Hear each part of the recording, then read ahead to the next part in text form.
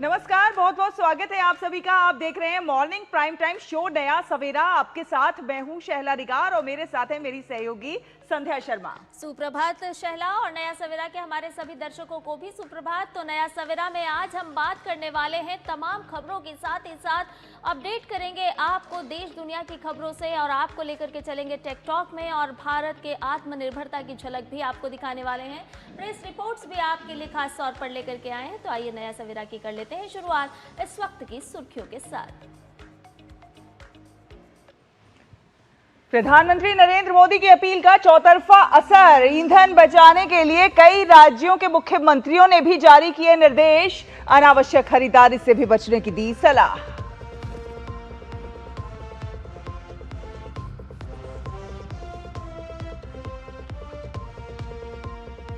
N Rangasamy की ताजपोशी आज 5वीं बार लेंगे पुदुचेरी के मुख्यमंत्री पद की शपथ। भाजपा अध्यक्ष नितिन नवीन सहित कई बड़े नेताओं के शामिल होने की उम्मीद।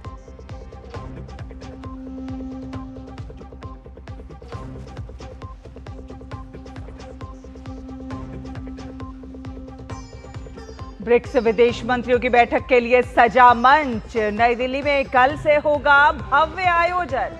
कई महत्वपूर्ण सत्रों में विभिन्न मुद्दों पर होगी चर्चा।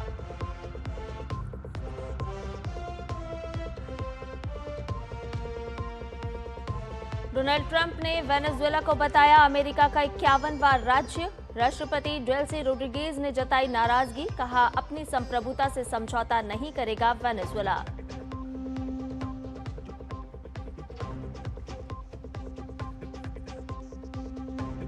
और थाईलैंड ओपन बैडमिंटन में भारत का शानदार आगाज। सात्विक और चिराग की जोड़ी ने दर्ज की आसान जीत। आज एकल में लक्ष्य सेन और पीवी सिंधु खेलेंगे अपने अपने मैच।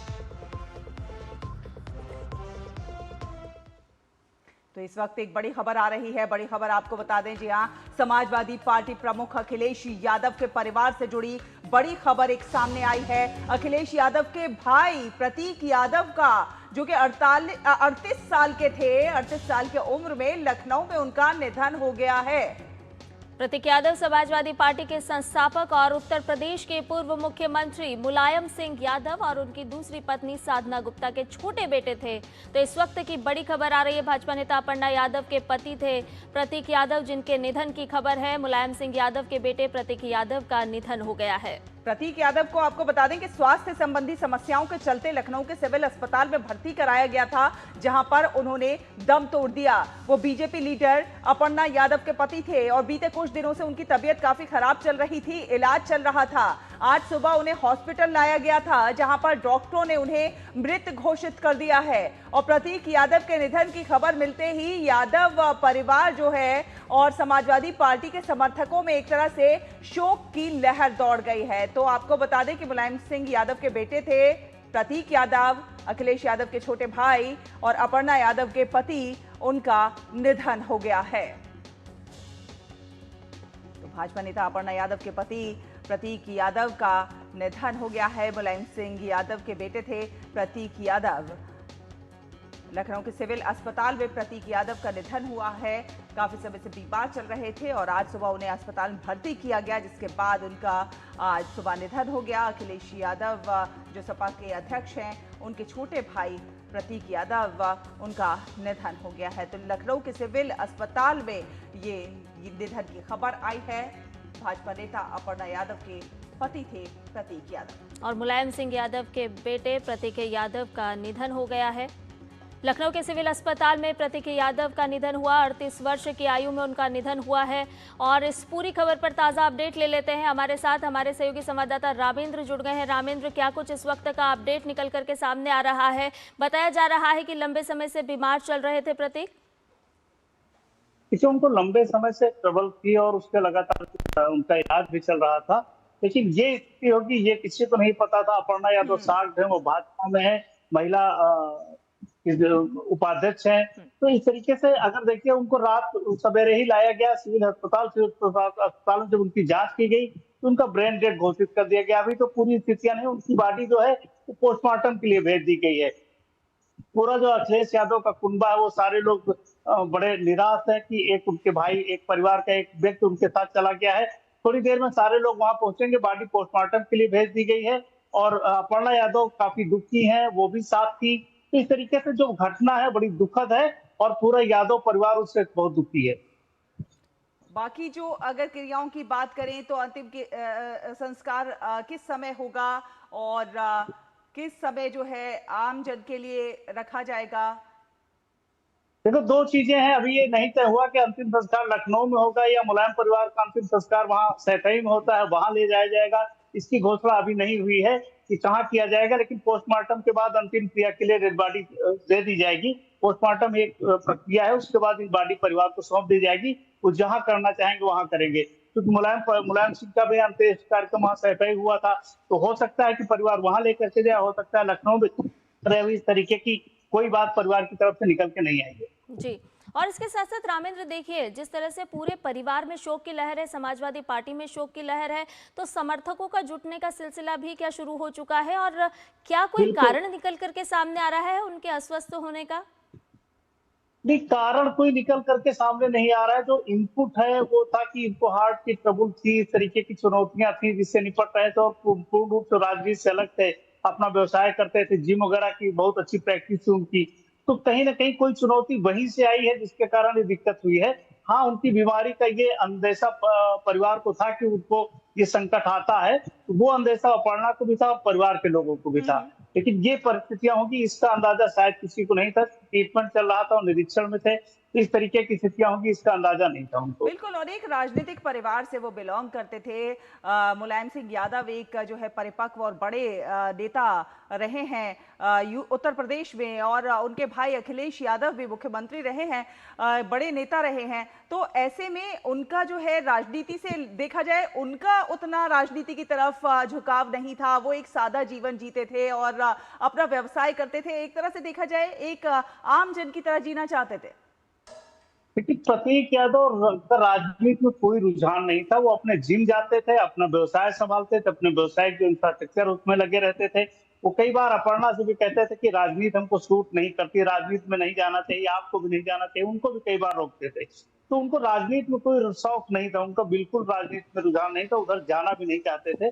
और सामान्य जन की तरह लोगों से मिलना बैठना, उनके साथ बात करना, जो उनके अंतरंग थे उनके साथ मिलते थे, बैठते थे, घर में बैठते थे, बाहर भी उनके साथ बैठना होता था। तो एक सामान्य की तरीके से जीवन जी रहे थे। भले वो मुलायम सिंह के बेटे थे, एक बड़ा खानदान है, राजनीतिक रूप से उनको विरासत में राजनीति मिली उस पूरे परिवार को, लेकिन उसके बाद भी उनका कोई रुझान राजनीति की तरफ कभी नहीं दिखा। तो उस तरीके से लेकिन कार्यकर्ता अभी जुटेंगे, क्योंकि अपर्णा भारतीय जनता पार्टी में, उनकी पत्नी जो है वो भारतीय जनता पार्टी में है और पूरा मुलायम का परिवार समाजवादी पार्टी में। तो रिश्ते का घालमेल है, तो दोनों पार्टियों के लोग वहां इकट्ठा होंगे क्योंकि सबकी संवेदनाएं उनके साथ हैं। और प्रतीक को लेकर के लोग सहज रहते थे। लोगों का मानना था एक भले व्यक्ति की तरह रहते हैं, कभी दिखावा नहीं था, कभी कोई अहंकार नहीं था, सामान्य आदमी की तरह जीवन जीते थे। इसलिए लोगों का जुड़ाव भी उनके साथ बहुत बना हुआ था। तो जाहिर है कि ये बड़ा पूरे शॉकिंग न्यूज है मुलायम परिवार के लिए भी, और भारतीय जनता पार्टी से जुड़े हैं तो उनके नेताओं के लिए भी। तो इस तरीके से एक पूरा भाजपा और सपा का पूरा गठबंधन है, वो सभी लोग उससे निराश है, क्योंकि एक व्यक्ति का जाना नुकसानदेह है और सामाजिक व्यक्ति का जाना तो और नुकसानदेह है कि समाज के साथ जो अपने को दिशा निर्देश दे रहा हो कि किस तरीके से बड़े घराने से आकर के भी सामान्य जीवन जिया जा सकता है, एक प्रेरणा देने वाला व्यक्ति का जाना निराशाजनक है। और रामेंद्र, इसके साथ साथ बेहद ही कम उम्र में चले जाना और 38 वर्ष की उनकी आयु, और ऐसे में उनके निधन की खबर आना, निश्चित तौर पर सुबह सुबह जिस तरह से ये खबर आई तो एक शोक की लहर भी सामने आई और दुख व्याप्त नजर आया समर्थकों में, परिवार में। देखिए, 38 साल की उम्र जीने के लिए होती है, मौत की कोई उम्र नहीं है कि इस उम्र में किसी की मृत्यु हो जाए। तो जाहिर है कि बहुत दुखद है परिवार के लिए भी और उत्तर प्रदेश के लोगों के लिए भी, कि जो उत्तर प्रदेश के निवासी हैं, समाजवादी पार्टी के चाहे भाजपा के लोग उनसे जुड़े रहे हो, तो जिन लोगों से जुड़ा था तो शॉकिंग न्यूज है। सब लोग उससे बहुत परेशान है और पूरे उत्तर प्रदेश में लखनऊ की जो सियासी हल्का है उसमें गम का माहौल छा गया है एक घटना को लेकर के।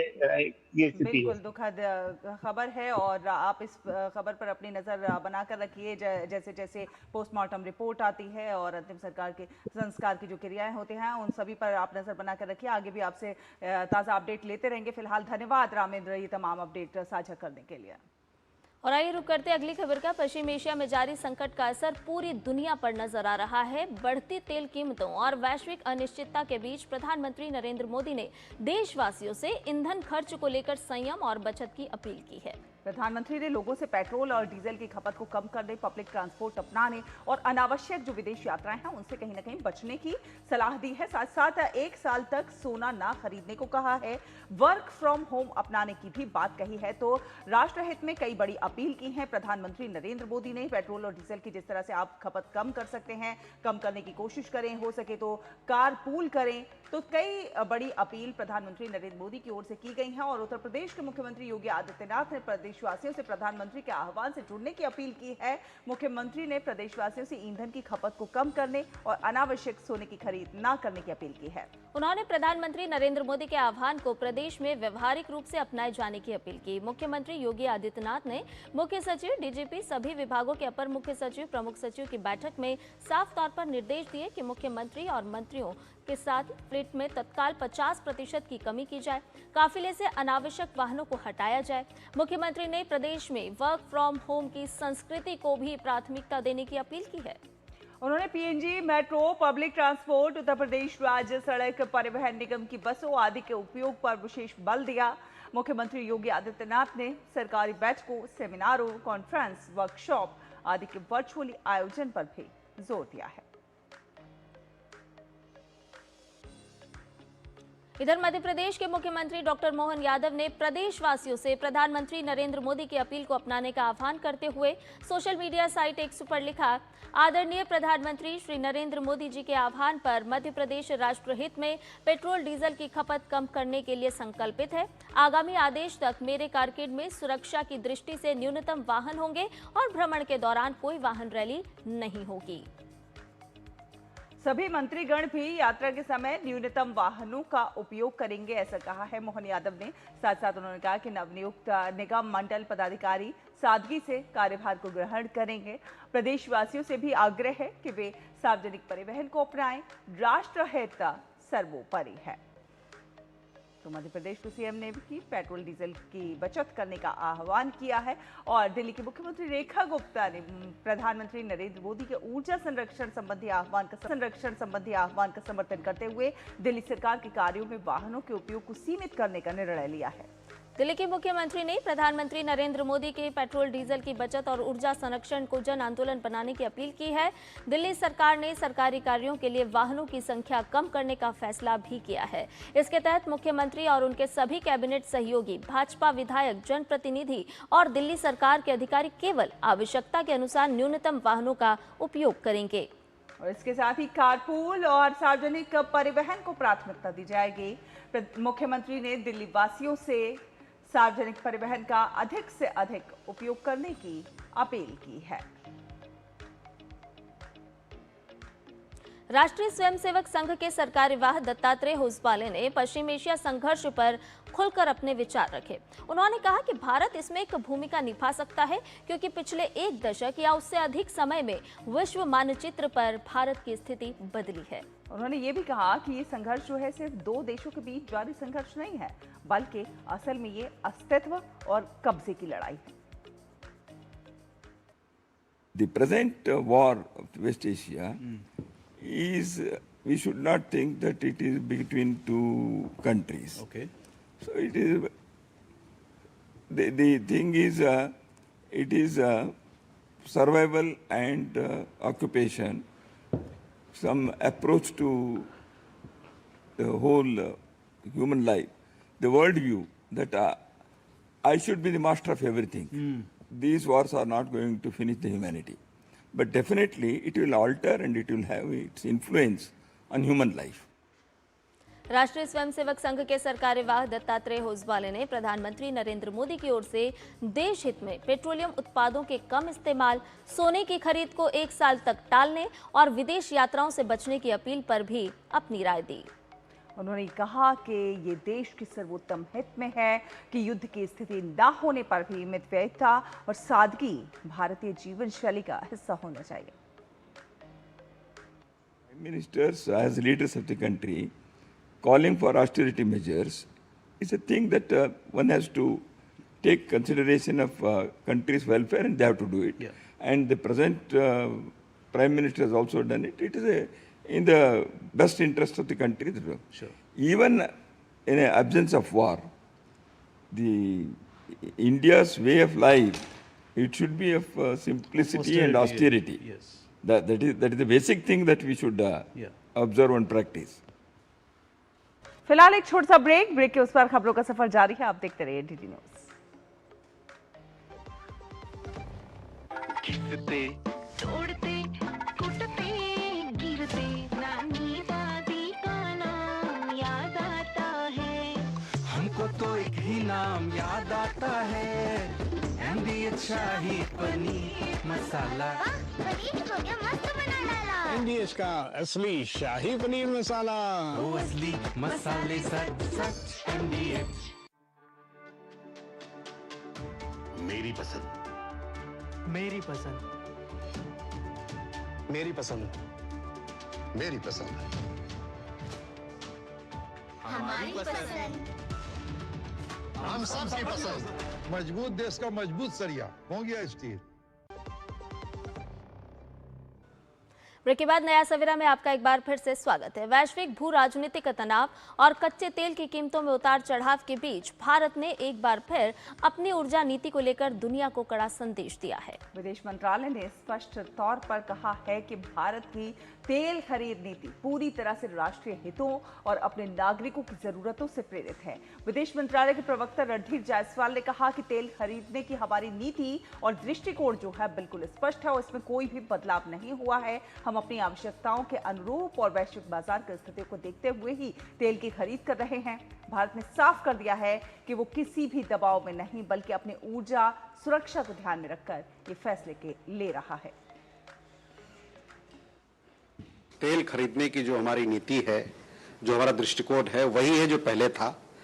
हम लोगों ने पहले भी कहा है, मैं इस बात को फिर से दोहराऊंगा, हालांकि दोहराने की जरूरत नहीं है, कि जो भी हमारी नीति है, जो भी हमारा दृष्टिकोण है, वो हमारे भारतीय 140 करोड़ भारतीयों के हित को लेके है। और उसके साथ साथ तेल हम बाजार में क्या स्थिति है इसको देखते हुए और वैश्विक क्या स्थिति है इसको देख के अपना निर्णय लेते हैं। उसमें कोई बदलाव नहीं है। इसके अलावा विदेश मंत्रालय के प्रवक्ता रणधीर जायसवाल ने प्रधानमंत्री के आगामी 5 देशों के दौरे को लेकर बताया कि उनकी 5 देशों की यात्रा संयुक्त अरब अमीरात से शुरू हो रही है, जिसका मुख्य उद्देश्य ऊर्जा सुरक्षा और रक्षा सहयोग को मजबूत करना है। उन्होंने साथ साथ ये भी कहा कि आगामी नॉर्डिक देशों की यात्राओं के दौरान नवाचार, स्वच्छ ऊर्जा और हरित परिवर्तन के क्षेत्र में साझेदारी की संभावनाएं तलाशी जाएंगी ताकि आर्थिक, तकनीकी और ऊर्जा सुरक्षा से जुड़े मुद्दों को शामिल करते हुए एक विकसित भारत को सशक्त बनाया जा सके। 5 देश की यात्रा हो रही है। पहला पड़ाव प्रधानमंत्री का वो संयुक्त अरब अमीरात का होगा। जैसा कि आप जानते हैं, संयुक्त अरब अमीरात के साथ हमारे बहुआयामी रिश्ते हैं, लेकिन उसमें ऊर्जा सुरक्षा बहुत अहम एक उसका भाग्य है। और इस दौरे के दौरान भी ऊर्जा सुरक्षा पर बातचीत होगी। जिस प्रकार का हमारी उनसे साझेदारी चल रही है, कैसे इसको और व्यापक किया जाए ताकि हम अपने जो ऊर्जा सुरक्षा हमारी है उसको हम मजबूत कर सके। इसके अलावा जो 4 अन्य देश हैं, नॉर्डिक समिट होने वाला है, नॉर्वे की यात्रा है, स्वीडन की यात्रा है, इटली की यात्रा है, नेदरलैंड्स की यात्रा है। यहाँ पर भी ये देश में आपको पता है जैसे कि नवाचार के बहुत बड़ा केंद्र है।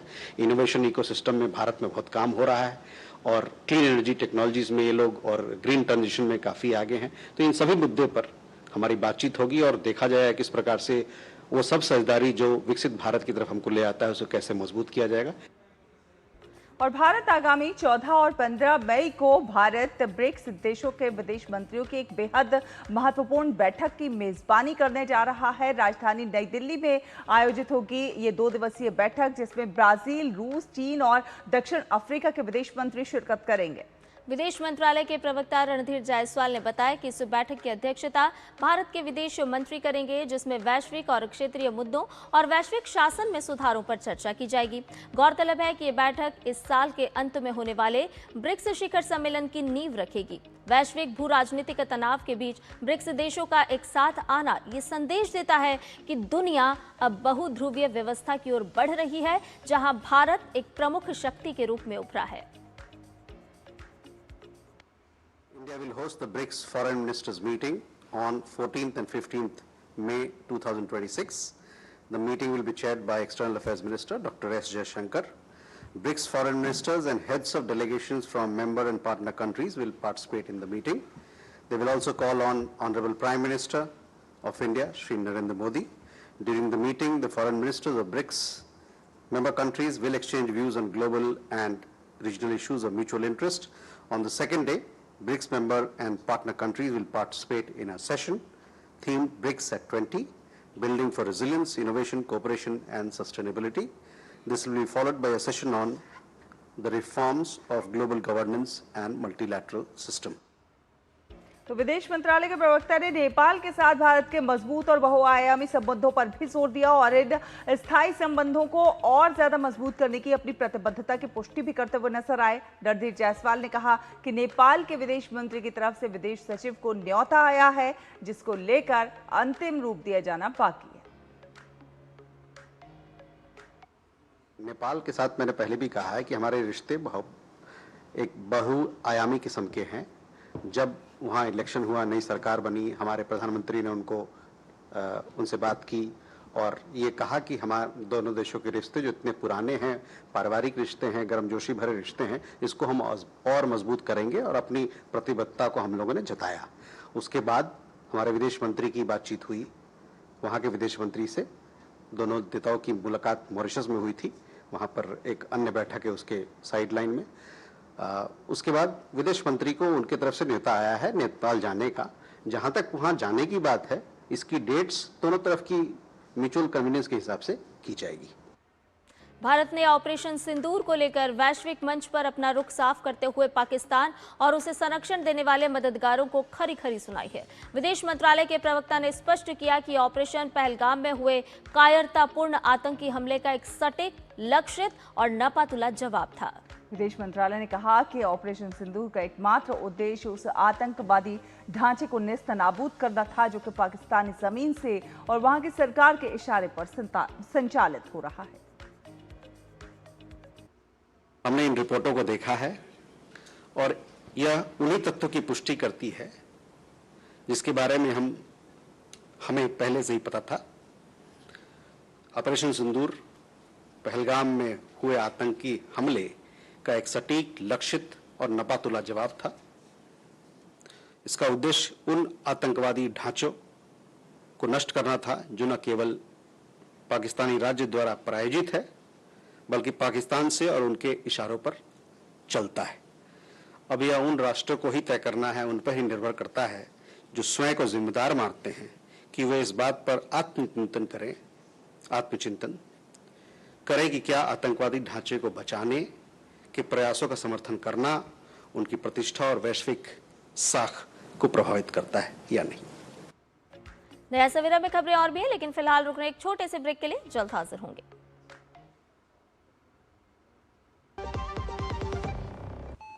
बीमारी उम्र देखकर नहीं आती, इसलिए हेल्थ इंश्योरेंस बहुत जरूरी है। पॉलिसी बाजार ऐप पर 1 करोड़ का हेल्थ इंश्योरेंस सिर्फ 550 रुपए महीने से शुरू। मास्टर जी नमस्ते, 2 ड्रेसेस बनानी है, ठीक है? ऐसा कुछ। लेकिन मास्टर जी 4 दिन में पार्टी है, बन जाएगी ना पक्का? हो जाएगा। कैसे? फैशन चेंजेस हमेशा, उषा हमेशा। ब्रेक के बाद स्वागत है, आप देख रहे हैं नया सवेरा। आपको बता दें कि भारत 14 और 15 मई 2026 को ब्रिक्स विदेश मंत्रियों की 2 दिवसीय उच्च स्तरीय बैठक की मेजबानी करना जा रहा है। इस बैठक की अध्यक्षता विदेश मंत्री डॉक्टर एस जयशंकर करेंगे। सम्मेलन में ब्रिक्स के सभी सदस्य देशों के विदेश मंत्री और सहयोगी राष्ट्रों के प्रतिनिधिमंडल प्रमुख मुख्य रूप से हिस्सा लेते हुए नजर आएंगे। बैठक के दौरान सभी नेता आपसी हित के तमाम वैश्विक और क्षेत्रीय मुद्दों पर गहन और विस्तृत विचार विचारों का आदान प्रदान करेंगे। इससे पहले विदेश मंत्री doctor S Jaishankar Chile, Maldives, दक्षिण अफ्रीका, ब्राजील और रूस के विदेश मंत्रियों से मुलाकात करेंगे। भारत दौरे के दौरान तमाम देशों के शीर्ष राजनयिक और प्रतिनिधिमंडल प्रमुख प्रधानमंत्री नरेंद्र मोदी से भी मिलेंगे। और इस आयोजन की थीम आपको बता दें, BRICS at 20 building for resilience, innovation, cooperation and sustainability, यानी कि ब्रिक्स एट 20 लचीलापन, नवाचार, सहयोग और सतत विकास के लिए निर्माण। 2 दिनों तक चलने वाले इस सम्मेलन के दूसरे दिन ब्रिक्स के सदस्य और सहयोगी देश इस विषय पर एक विशेष और बेहद महत्वपूर्ण सत्र में हिस्सा लेंगे और उसके बाद एक और उच्च स्तरीय सत्र का आयोजन किया जाएगा, जिसका मुख्य विषय वैश्विक शासन और बहुपक्षीय प्रणाली में सुधार रखा गया है। आपको बता दें कि इससे पहले ब्रिक्स विदेश मंत्रियों की पिछली बैठक सितंबर 2025 को संयुक्त राष्ट्र महासभा के 80वें सत्र के दौरान आयोजित की गई थी। तो ब्रिक्स विदेश मंत्रियों की इस बैठक के लिए विदेशी मेहमानों का संध्या आगमन भी शुरू हो गया है और इसी कड़ी में भारतीय विदेश मंत्रालय ने दक्षिण अफ्रीका के अंतर्राष्ट्रीय संबंध और सहयोग मंत्री रोनाल्ड लामोला का नई दिल्ली में गर्मजोशी से स्वागत किया। भारत इस वर्ष ब्रिक्स की अध्यक्षता कर रहा है। नई दिल्ली में विदेश मंत्रियों की ये महत्वपूर्ण बैठक आयोजित की जा रही है। ये बैठक इस साल के अंत में होने वाले पूर्ण ब्रिक्स शिखर सम्मेलन की तैयारियों का एक प्रमुख हिस्सा है। और आगे बढ़ेंगे, अगली खबर का रुख कर लेते हैं। पुडुचेरी में एन रंगासामी आज 5वीं बार राज्य के सीएम पद की शपथ लेने वाले हैं। उपराज्यपाल के कैलाशनाथन एन रंगासामी को लोक भवन में मुख्यमंत्री पद की शपथ दिलाएंगे। शपथ ग्रहण समारोह में भाजपा के राष्ट्रीय अध्यक्ष नितिन नवीन भी मौजूद रहेंगे। कार्यक्रम से पहले रंगासामी नितिन नवीन और अन्य नेताओं के साथ एयरपोर्ट से लोक भवन तक रोड शो भी करेंगे। 4 मई को आए पुडुचेरी विधानसभा चुनाव के परिणामों में रंगासामी के नेतृत्व वाले एनडीए गठबंधन को 30 में से 16 सीटें मिली थीं। एन रंगासामी पुडुचेरी के 4 बार मुख्यमंत्री रह चुके हैं और इस बार ये उनका 5वां कार्यकाल होगा। पहले वो कांग्रेस पार्टी के सीनियर मेंबर थे, लेकिन 2008 में आंतरिक संघर्ष के चलते उन्होंने इस्तीफा दे दिया था। 7 फरवरी 2011 को उन्होंने अपनी खुद की party All India NR Congress की स्थापना की और विधानसभा चुनाव में हिस्सा लिया।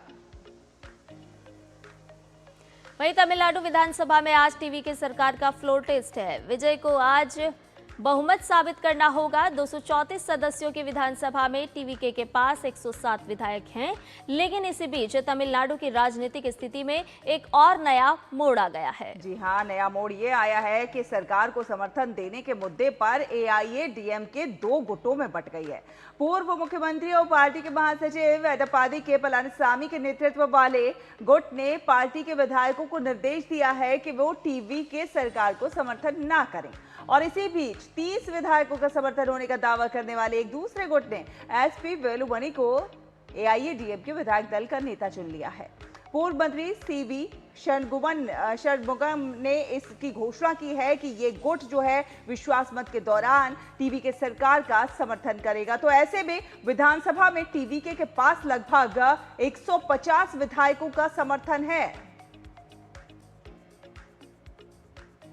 और नीट यूजी 2026 पेपर लीक मामले में जांच एजेंसियों का फोकस इस मामले में शामिल माफिया और आरोपियों पर बढ़ गया है। जैसे जैसे जांच आगे बढ़ रही है, वैसे वैसे इस पूरे नेटवर्क की परतें खुलती नजर आ रही हैं और कई अहम जानकारियां भी सामने आ रही है। राजस्थान स्पेशल ऑपरेशंस ग्रुप के आईजी अजय पाल लांबा के अनुसार संदेह के आधार पर करीब 2 दर्जन से ज्यादा लोगों को सीबीआई के सामने पेश किया गया। उन्होंने ये बताया कि पुलिस को मिले इनपुट के आधार पर सीकर, अलवर, झुंझुनू, जयपुर और एसओजी की टीमों ने मिलकर उन लोगों से पूछताछ की है जिनके पास नीट परीक्षा 2026 का पेपर पहुंचने की संभावना जताई गई थी।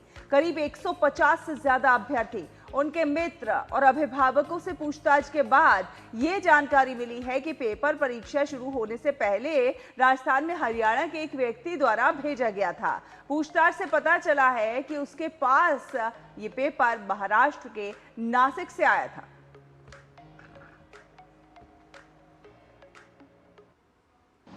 करीब 150 से ज़्यादा अभ्यर्थी और उनके मित्र, अभिभावक, उनसे पूछताछ के पश्चात ये स्पष्ट हुआ कि ये परीक्षा का पेपर परीक्षा शुरू होने से पूर्व राजस्थान में एक व्यक्ति हरियाणा का रहने वाला है, उसके द्वारा भेजा गया। उससे पूछताछ में पता लगा कि उसके पास ये पेपर महाराष्ट्र नासिक से आया था। कई लोगों से पूछताछ के पश्चात कुछ संदिग्ध ऐसे हैं जो इस परीक्षा पेपर के गिरोह के रूप में शामिल होने की संभावना है। उन तमाम संदिग्ध व्यक्ति जो हैं, उन व्यक्तियों से भी सीबीआई की टीम ने पूछताछ शुरू करी है। और नीट पेपर लीक मामले में बीती रात नासिक क्राइम ब्रांच ने आरोपी शुभम खैरनार को हिरासत में ले लिया है। सीबीआई की 4 टीमें नासिक में क्राइम ब्रांच यूनिट 2 के दफ्तर पहुंची थी। आपको बता दें कि कथित पेपर लीक के मंगलवार को राष्ट्रीय परीक्षा एजेंसी यानी एनटीए ने मेडिकल प्रवेश परीक्षा नीट यूजी 2026 को इसका प्रश्न पत्र लीक होने के आरोपों के मद्देनजर रद्द करने की घोषणा की थी। दिल्ली से निशान सौरभ हमारे साथ जुड़ रहे हैं ज्यादा जानकारी के साथ। निशान, सीबीआई जांच चल रही है और लगातार जो है इसके जो है तार जुड़ते हुए नजर आ रहे हैं। कई राज्यों से इस रैकेट का पता होने के सुराग मिल रहे हैं। जी देखिए, सीबीआई ने साफ तौर पर कहा है कि जिस तरह की अनियमितताएं और कथित पेपर लीक की बात की जा रही है, वो इसका दायरा काफी व्यापक हो सकता है। और इसी के और सीबीआई ने साथ में ये भी कहा है कि इन आरोपों के आधार पर ये साफ तौर पर कहा जा सकता है कि जो नीट यूजी की जो परीक्षा हुई थी उसकी सैंक्टिटी और इंटीग्रिटी यानी उसकी शुचिता और पवित्रता के साथ कॉम्प्रोमाइज किया गया है। और समूचे दृष्टिकोण को ध्यान में रखते हुए अलग अलग धाराओं के तहत सीबीआई ने केस दर्ज किया है, जिसमें क्रिमिनल कॉन्स्पिरेसी यानी आपराधिक साजिश का मामला है, चोरी और सबूत मिटाने का मामला है, प्रिवेंशन ऑफ करप्शन एक्ट का मामला है, और जो 2024 में public examination prevention of unfair means जो एक्ट है उसके तहत भी मुकदमा दर्ज किया गया है। तो विभिन्न धाराओं के तहत मुकदमा दर्ज किया गया है। सीबीआई की जो स्पेशल टीमें हैं वो अलग अलग लोकेशन पर पहुंचकर जो संदिग्ध लोग हैं, जैसा कि आपने बताया करीब 2 दर्जन ऐसे लोग हैं जो संदिग्ध लोग हैं, उनसे बातचीत कर रही है सीबीआई की टीमें। और अंतिम निष्कर्ष तक पहुंचने तक सीबीआई पूरे छानबीन करेगी और जो भी लोग इसमें दोषी होंगे, दोषी पाए जाएंगे, उनके खिलाफ सख्त कार्रवाई की जाएगी, क्योंकि पेपर लीक जैसे मामलों में सजा का काफी सख्त प्रावधान है। एक तरफ जहां जांच चल रही है तो क्या दूसरी तरफ अब एग्जाम कब वापस से आयोजित की जाएगी और छात्रों को क्या फिर से पैसे जमा करके, फीस जमा कर करके फिर से अपना नोटिफिकेशन जो आएगा उसके साथ साथ सहभागी बनना होगा? तो अभ्यर्थियों के लिए अब अगली व्यवस्था किस तरह की होगी, बहुत संक्षेप में आपसे समझना चाहेंगे। जी देखिए, एनटीए के महानिदेशक ने कल साफ तौर पर कहा कि अगली तारीख, परीक्षा की अगली तारीख की घोषणा जो है वो अगले 1 हफ्ते के अंदर की जाएगी। मतलब छात्रों को 1 हफ्ते का इंतजार करना पड़ेगा। और जिन छात्रों ने पहले से पंजीकरण कराया हुआ था, जो 3 मई की परीक्षा में शामिल हुए थे, उनको फिर से पंजीकरण यानी रजिस्ट्रेशन कराने की जरूरत नहीं पड़ेगी। और परीक्षा की तिथि आने से कुछ दिन पहले उन छात्रों को एडमिट कार्ड जारी कर दिया जाएगा। और जिन छात्रों ने फीस भी जमा किए थे पंजीकरण कराने के लिए, उनको वो फीस रिफंड भी यानी वापस भी किया जाएगा, क्योंकि छात्रों को दोबारा परीक्षा देने के लिए फिर से आने जाने की जरूरत पड़ेगी। ऐसे में एनटीए ने यह भी निर्णय लिया है कि जिन छात्रों ने परीक्षा फीस जमा की थी उनको वो फीस वापस भी किया जाएगा। तो छात्रों के लिए जाहिर तौर पर चुनौतीपूर्ण समय है, क्योंकि दोबारा उनको परीक्षा देनी पड़ेगी, लेकिन ये उनके हित में ही ये काफी बड़ा निर्णय लिया गया है, क्योंकि सरकार का और एनटीए का साफ तौर पर कहना है कि 0 टॉलरेंस की जो नीति है परीक्षा को लेकर, उससे किसी भी तरह का कॉम्प्रोमाइज नहीं किया जाएगा। और अगर एक प्रश्न पत्र भी लीक होता है, एक प्रश्न भी लीक होता है, तो चूंकि परीक्षा की सैंक्टिटी से कॉम्प्रोमाइज होगा, ऐसे में जो जेन्युइन छात्र जिन्होंने वर्षों की मेहनत की है इस परीक्षा की तैयारी में, उनके हितों के साथ कोई समझौता नहीं होगा, उनके भविष्य के साथ कोई खिलवाड़ नहीं होने दिया जाएगा। और इसी के मद्देनजर जो परीक्षा को रद्द करने का निर्णय लिया गया। चलिए, बहुत बहुत शुक्रिया आपका तमाम जानकारी हमसे साझा करने के लिए। और आगे बढ़ेंगे, बात करेंगे पश्चिम बंगाल में भारतीय जनता पार्टी के सरकार में आने के बाद राज्य की पुलिस ने कानून व्यवस्था और राजनीतिक हिंसा पर बेहद सख्त रुख अपनाया है। और अतिरिक्त पुलिस महानिदेशक कानून व्यवस्था ने सभी पुलिस आयुक्तों, पुलिस अधीक्षकों और रेलवे पुलिस अधिकारियों को कई अहम निर्देश जारी किए हैं। इन निर्देशों में 2021 विधानसभा चुनाव के बाद हुई हिंसा के सभी मामलों की नए सिरे से जांच करने को कहा गया है। जिन मामलों में लापरवाही पाई गई है उनकी दोबारा जांच की जाएगी और इसके साथ ही उस समय दर्ज शिकायतों और जनरल डायरी की भी फिर से जांच होगी। राज्य पुलिस ने सभी थानों में रखे हथियारों और गोला बारूद का सत्यापन 15 मई तक पूरा करने के भी निर्देश दे दिए हैं और इसके बाद 16 मई से अवैध हथियारों, गोला बारूद और विस्फोटकों के खिलाफ 2 सप्ताह का विशेष अभियान चलाया जाएगा। पुलिस ने सीमा पार तस्करी, अवैध पशु बाजारों, बूचड़खानों और अवैध खनन के खिलाफ भी सख्त कार्रवाई करने के निर्देश दिए हैं। तो बंगाल में बदलाव का दौर है और खत्म होगा जंगल राज, क्योंकि अब जो है वहां पर है बीजेपी सरकार और बीजेपी सरकार बनते ही वहां पर जो है कई बड़े एक्शन लिए जा रहे हैं। पश्चिम बंगाल में खास तौर पर भाजपा सरकार के गठन के बाद कानून व्यवस्था जो है वो वहां पर सख्त होती हुई नजर आ रही है। सौरभ दत्ता ज्यादा जानकारी के साथ जुड़ रहे हैं हमारे साथ। सौरभ, क्विक एक्शंस जो हैं वो अब नजर आने लगे हैं कानून व्यवस्था को लेकर और भी जो तमाम योजनाएं हैं उनको, उनके क्रियान्वयन को लेकर। शैला संध्या, देखिए, ममता सरकार के खिलाफ एक बड़ा आरोप था कि उनके शासनकाल में जो कानून व्यवस्था है वो कानून व्यवस्था पूरी तरह से ध्वस्त हो चुका है और जहां पर जो इलीगल आर्म्स है, जो विस्फोटक जो है वो सब बरामद नहीं किए जाते हैं ठीक तरीके से। एक के बाद एक देखा जाता है कि बमबारी की घटना घटती है और दूसरी तरफ से सबसे बड़ी जो बात है कि इलीगल आर्म्स और गाय तस्करी, कोयला तस्करी, ये सब का आरोप था। और 2021 में जो पोस्ट पोल वायलेंस हुआ था उसमें जो विरोधी थे उनके ऊपर जो हमले हुए थे, उनके घर जला दिए गए थे। अब तक 2011 से 2026 तक 300 से भी ज़्यादा लोगों की विरोधी जो पार्टी करते थे उनकी मौत हुई है। तो इन सारी बातों को लेकर काफ़ी सारे आरोप था ममता सरकार की खिलाफ। इसे ही जंगल राज कहा जा रहा था। तो इस जंगल राज के खिलाफ भी इस बार की जो मतदान हुई है वो इस जंगल राज के खिलाफ भी था। तो देखा जा रहा है कि परसों ही जो पुलिस के हर अधिकारी के सबके साथ मुख्यमंत्री शुभेंदु अधिकारी ने बैठक किया और बैठक करने के बाद उनको साफ तरीके से कहा गया है, उनका एक रोड मैप सेट किया गया है कि अगले 1 महीने तक कैसे पुलिस प्रशासन को काम करना है, कैसे कोयला तस्करी, गौ तस्करी ये सब बंद करना है और पोस्ट पोल वायलेंस के मामले में जो कार्रवाई बंद पड़ा चुका था उनको फिर से करना है, उनको फिर से खोलना है। शुक्रिया सौरभ, तमाम जानकारी इस वक्त हमसे साझा करने के लिए।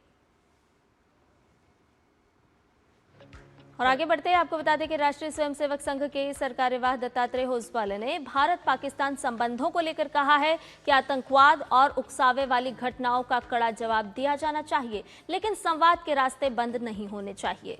दत्तात्रेय होसबाले ने यह भी कहा कि कूटनीतिक रिश्तों को बनाए रखने के लिए बातचीत बहुत जरूरी है और दोनों देशों के लोगों के बीच संपर्क भी जारी रहना चाहिए। If the Pakistani is the pinpricks it's trying to give, like in Pulwama, etc., we have to answer wholesomely according to the situation, because the security and self-respect of a country and nation has to be protected, and the government of the day should take note of it and take care of it. But at the same time, we need not close the doors. We should always be ready to engage them in dialogue. That's why diplomatic relations are maintained. Okay. Trade and commerce goes on. Yeah. Visas are being given. So that we should not stop it. But because there should be a window for always for a dialogue. राष्ट्रीय स्वयंसेवक संघ के सरकार्यवाह दत्तात्रेय होसबाले ने सनातन धर्म को लेकर तमिलनाडु विधानसभा में नेता प्रतिपक्ष उदयनिधि स्टालिन के बयान पर निशाना साधा है। उन्होंने कहा है कि ये उनका व्यक्तिगत विचार है और जनता चुनाव में उसका जवाब दे चुकी है। होसबाले ने आगे कहा कि सनातन इस राष्ट्र की आत्मा और चेतना है जिसे किसी के कहने से समाप्त नहीं किया जा सकता। It's his opinion. And people have answered it in the elections. So, but one thing, see, Sanatana will not go because somebody says. Ultimately, what is Sanatana? See, because I feel there should not be light, or I feel there should not be shadows, it won't go. Sanatana is the spirit and soul of this nation. Sanatana is not a religious practice. Sanatana is a value, a worldview. Sanatana is a, as we were discussing in science and what is Sanatana? Sanatana is that which is eternally there, eternal.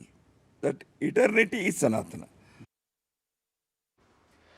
आगे बढ़ेंगे और अंतर्राष्ट्रीय खबरों की बात करें तो बांग्लादेश में खसरे का जो संकट है वो गहराता जा रहा है।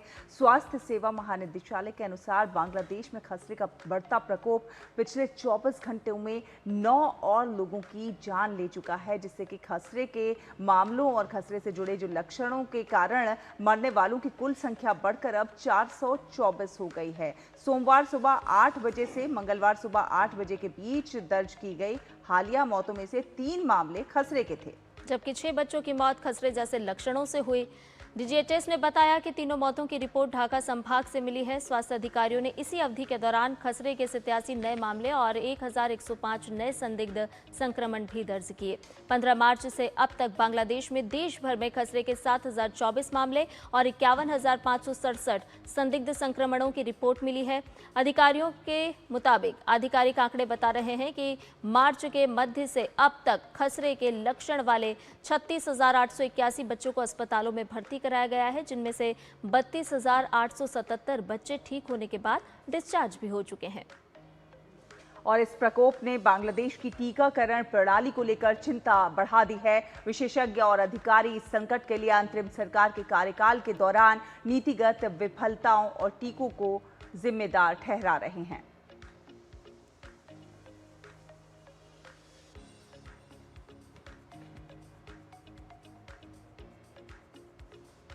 इस खबर पर ताज़ा अपडेट ले लेते हैं। फोन लाइन पर हमारे साथ जुड़ गए नवल संघ परमार। नवल संघ, हम लगातार देख रहे हैं कि खसरे का जो खतरा है वो और भी गंभीर होता जा रहा है और भी बढ़ता जा रहा है। अब इसके रोकथाम की अगर हम बात करें तो क्या कोई मजबूत प्रयास और कदम उठाए जा रहे हैं?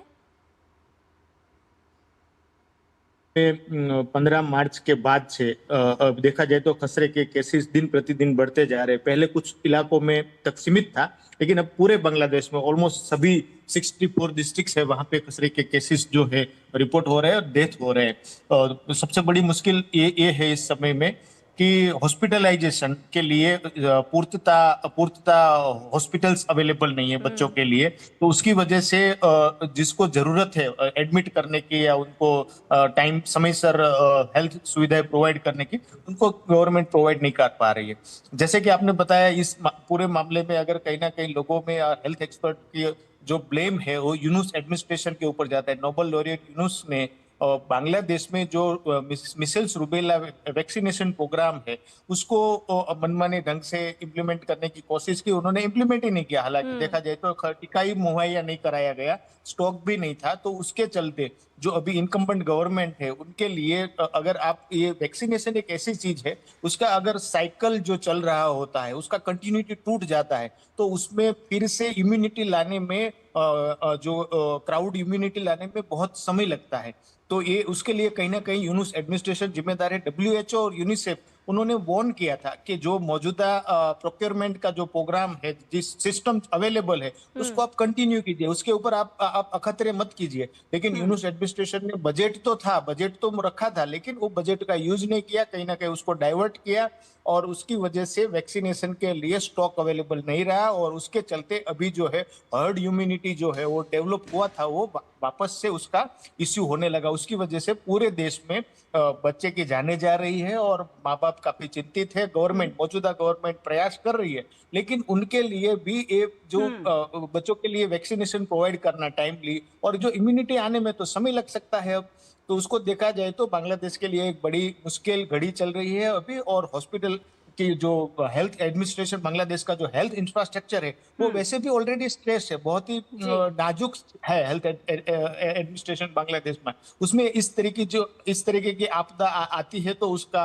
निश्चित तौर पर बहुत ही बुरा प्रभाव जो है बच्चों के हेल्थ के ऊपर और उसके कहीं ना कहीं साइकोलॉजिकली उनके पेरेंट्स के ऊपर पड़ रहा है। देश और भी दुनिया के साथ, वेस्ट एशिया क्राइसिस के साथ काफी सारी क्राइसिस से जूझ रहा है। इसमें ये जो हेल्थ रिलेटेड जो इमरजेंसी बांग्लादेश में अभी है उसको लेके काफी मुश्किल घड़ी से सरकार गुजर रही है। बिल्कुल मुश्किल घड़ी से सरकार गुजर रही है, मुश्किल घड़ी से वहां के लोग गुजर रहे हैं, क्योंकि और ये एक तरह से बानगी है कि अगर सही नीतियों का सही तरह से इम्प्लीमेंटेशन नहीं होता है तो देश का क्या हाल हो जाता है वो साफ तौर पर नजर आ रहा है। बहुत बहुत धन्यवाद नवल संघ ये तमाम अपडेट हमारे दर्शकों से साझा करने के लिए।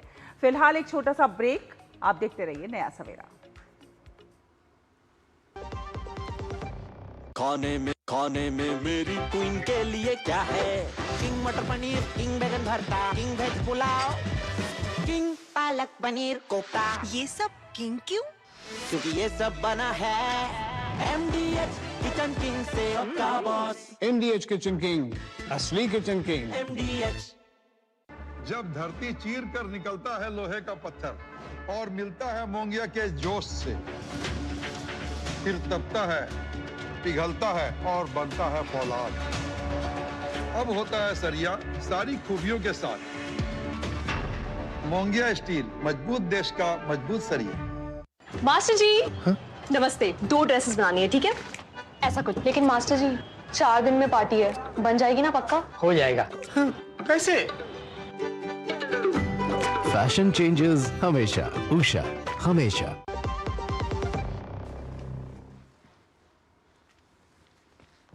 ब्रेक के बाद नया सवेरा में आपका एक बार फिर से स्वागत है और आइए अब आपको बता देते हैं कि आज के समाचार पत्रों में कौन कौन सी खबरें कुछ दिलचस्प अंदाज में है और साथ ही साथ आपके काम की भी है। तो चलिए शुरुआत करते हैं और पहली खबर का रुख करते हैं। ये हम ले रहे हैं जनसत्ता समाचार पत्र से, जिसमें शहरों के मुकाबले ग्रामीण क्षेत्रों में महिलाएं ज्यादा कामकाजी हैं। ये एक सांख्यिकी और कार्यक्रम कार्यान्वयन मंत्रालय जो है उसकी रिपोर्ट है, जिसके आधार पर ये खबर सामने आई है। विशेषज्ञों का ये कहना है कि ग्रामीण क्षेत्रों में कृषि, पशुपालन, डेयरी और पारिवारिक कार्यों में महिलाओं की बड़ी भूमिका होती है, जो कि कहीं ना कहीं शहरों की महिलाओं के ज्यादा ग्रामीण महिलाओं के ज्यादा काम को दर्शाती है।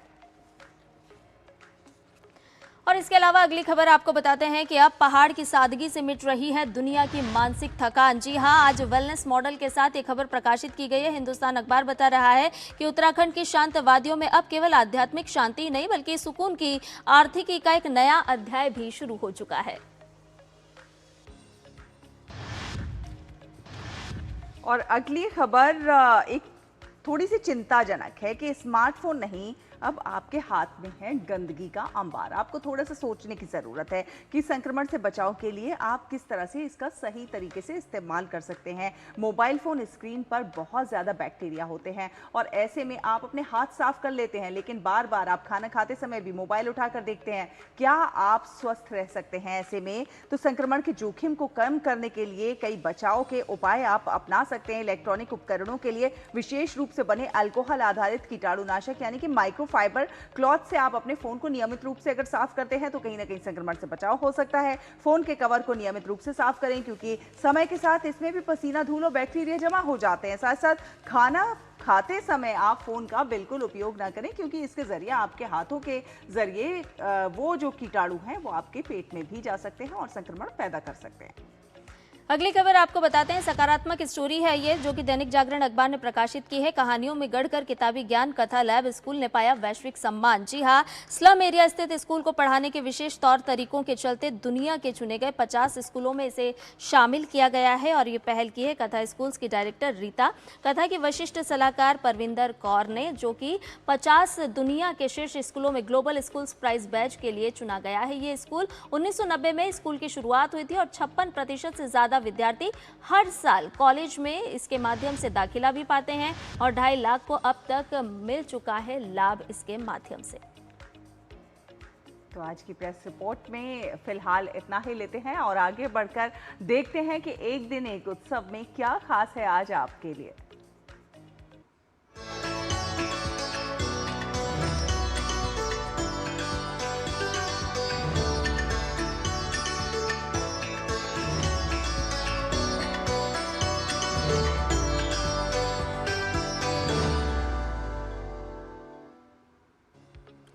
एक दिन एक उत्सव में जहां भक्ति है, श्रद्धा है और भगवान विष्णु के चरणों में समर्पण का भाव भी है। वैशाख मास के कृष्ण पक्ष की अपरा एकादशी, जिसे सनातन परंपरा में अत्यंत पुण्यदायी माना गया है। मान्यता ये है कि इस दिन श्रद्धा और नियम पूर्वक व्रत पूजन करने से पापों का नाश होता है और सुख समृद्धि की प्राप्ति होती है। देश भर के विष्णु मंदिरों में आज भक्ति और आध्यात्मिक ऊर्जा का अद्भुत संगम देखने को मिल रहा है। तो आप भी देखिए आस्था और आराधना से जुड़ी ये विशेष रिपोर्ट। सुबह की मंगल आरती, मंदिरों में गूंजते शंख और घंटियों की ध्वनि और भगवान विष्णु के दर्शनों के लिए उमड़ते श्रद्धालु। वैशाख अपरा एकादशी पर देश भर में भक्ति का विशेष माहौल देखने को मिल रहा है। दिल्ली के इस्कॉन टेम्पल समेत कई प्रमुख मंदिरों को आकर्षक ढंग से सजाया गया है, जहां श्रद्धालु व्रत रखकर भगवान विष्णु और श्री कृष्ण की पूजा अर्चना कर रहे हैं। सनातन धर्म में अपरा एकादशी को अत्यंत पुण्यदायिनी माना गया है। धार्मिक मान्यता है कि इस दिन श्रद्धा और नियम पूर्वक व्रत करने से व्यक्ति को अनेक यज्ञों और तीर्थ यात्राओं के समान पुण्य फल प्राप्त होता है। यही कारण है कि भक्तजन दिन भर उपवास रखकर भगवान विष्णु के मंत्रों का जाप और भजन कीर्तन कर रहे हैं।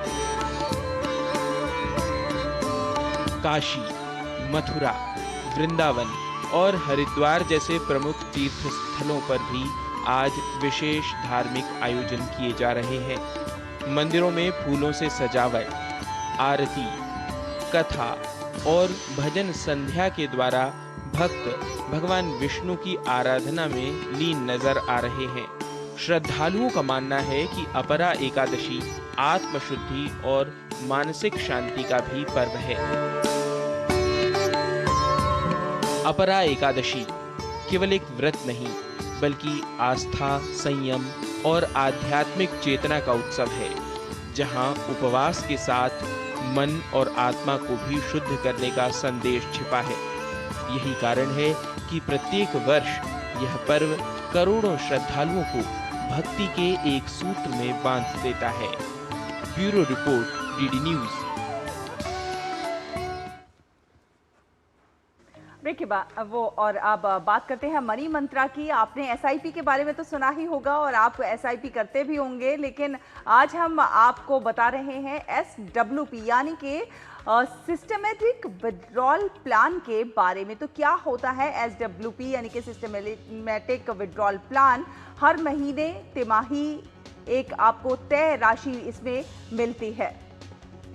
तो एक मुश्त निवेश के बाद इसे आप शुरू कर सकते हैं। एसडब्ल्यूपी के बारे में भी समझिए और उचित निवेश करिए। ये नियमित इनकम जैसा काम करता है। एसआईपी के बारे में आप जानते हैं, एसआईपी में आप निवेश भी करते हैं, इससे जुड़ते भी हैं, लेकिन एसडब्ल्यूपी को भी समझिए।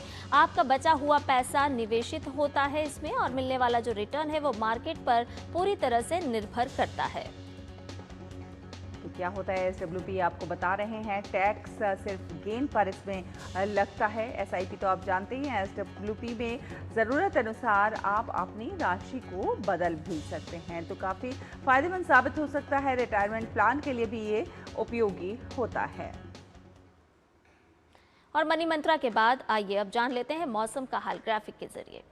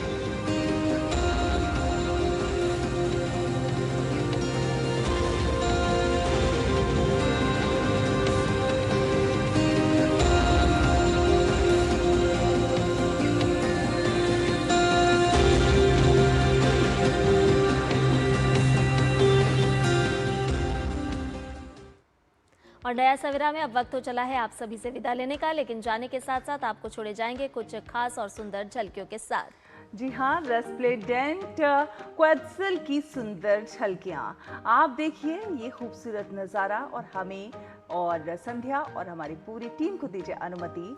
नमस्कार।